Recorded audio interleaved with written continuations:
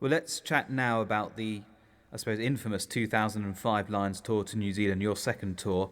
Highs and lows in the extreme. We have to talk about the infamous spear tackle that ended your campaign as captain early on.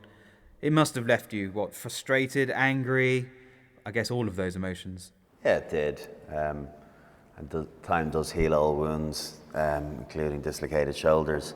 But yeah, it was a very frustrating time with what happened. It's well documented with what happened and what subsequently transpired from it, but also missing out on playing and living the greatest honour of captaining the Lions and not getting to play through the test series and only getting 40 or 50 seconds of the first test. So yeah, it was hugely disappointing, but like all things, you have to move on from them, and I did that a long time ago, and it chases you around, and I'll never be able to get away from it, but you have to park it somewhere. That tour in many ways has been much maligned. Woodward's come in for a lot of criticism, the size of the squad, the media management, lots of elements of it have come in for criticism. Did you, as captain though, what sort of input did you get into the squad and into the size of the squad, and did you agree with the way that Clive went about it? It's all well and good in hindsight being able to look back and go, no, that didn't work and we should have done that differently. But when, it's very difficult to argue with a guy that's just won, 2 years previously had gone and won the World Cup with England and had a very clear picture as to what way he wanted to do things and how he felt was best to go about winning it. And I'm sure Clive would be the first to say, yeah, there were mistakes made, and I had and have a good relationship with Clive. But he... it didn't. The way it transpired, it didn't work out. We were two separate teams. We didn't have that unity that I spoke about, and it just it didn't happen for us. And also, we came up against an All Black team that I think we really would have had to have been phenomenally good to have beaten. So all those things put into the pot made for the end result. And personally, and I would imagine fairly collectively, it was one of those tours that was worth forgetting. There had been a suggestion during the 2001 tour to Australia that the Wallabies had been spying on the Lions. I know Sir Clive was paranoid about this during the 2005 tour. What sort of measures, if any, were taken to guard against that kind of thing? We had SAS guys travelling around with us. I believe there was checks for bugs in rooms prior to going to new hotels. Training facilities were fully boarded up so no one could see. We had the SAS guys looking if it was an enclosed pitch with surrounding hills. We had guys with binoculars looking up to make sure there was no one up in trees or anything. And a war room. And the war room, yeah, of course. Didn't want any hard copies of notes or anything, so all ideas and plans and moves and information was kept in the war room, and one of the SAS guys used to sleep in said war room.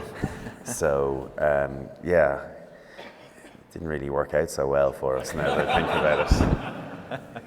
Well, 2005, let's park that. The 2009 tour to South Africa must have been a very different experience. I was fortunate enough to be there covering it for Total Rugby. And at the end of that second test, when you got concussed, I remember seeing the Lions camp. It was like an A&E department, bodies lying everywhere. Was that the most physical rugby you had ever played? I'd say so. It's hard to think of a more physical game than that second test. It was quite the waiting list in the hospital after the game. Who were you there with? Well, both props went and both centres went, and it's difficult to keep any cohesion in a team when you lose two pairings like that.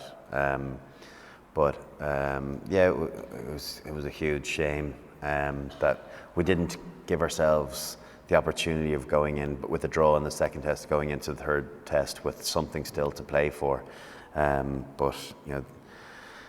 That's what happens, and good teams are able to put you away. And it was a serious kick from Mornay Stain in the end to win the game. So it's another case of one that got away because we definitely were in the ascendancy in that second test, and we were in control and we let it slip. One thing I'm interested to get your viewpoint on is wives and girlfriends or partners coming out on rugby tours. It's Sometimes it's happened, sometimes it's been banned by coaches. What's your view on it? Coming out and supporting, yes. Staying in the team hotel, no.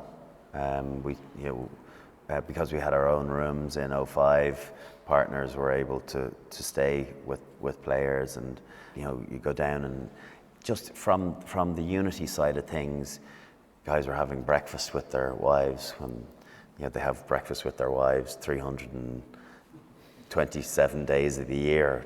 Surely there's a period of time they can go without having breakfast with their wives and get to know someone from another nation, and it's all about trying to get that bond as tight as you can. And so I would be against them in the hotel, but obviously they're a hugely important part in all of our lives, and support is hugely appreciated. So definitely you want to share those great moments with loved ones, but in separate quarters. Moving on, life after rugby. I mean, you've hinted at the end of your professional rugby career is not that long off now. On Total Rugby, we recently had a feature with Clyde Rathbone, the Australian winger, who suffered hugely with depression when his career came to an end. Does life after rugby in some ways scare you?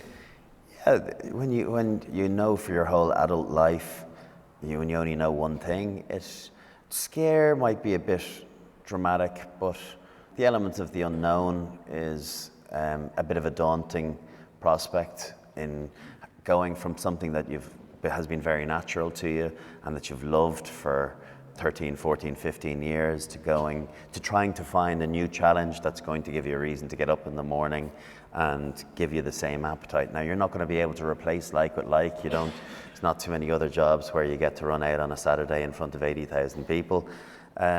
So it's trying to find something that floats your boat and that gives you the passion to work hard, which you have done as a professional for years. So yeah, I'm in the process of trying to make that transition a little bit more comfortable, so I don't wake up one day as a retired rugby player and go, right, what am I going to do now?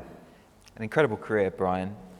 Just what has the sport of rugby, what's it really meant to you?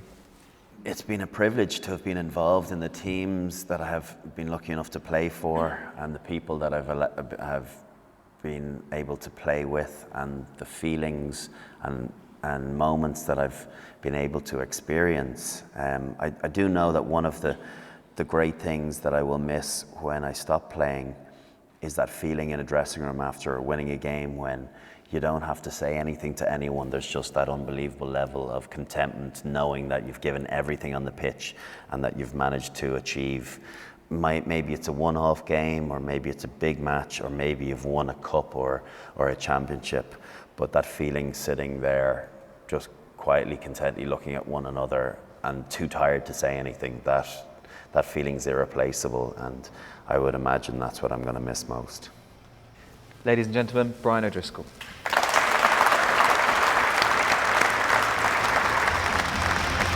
On TV, on radio, and online, covering stories around the world. This is Total Rugby.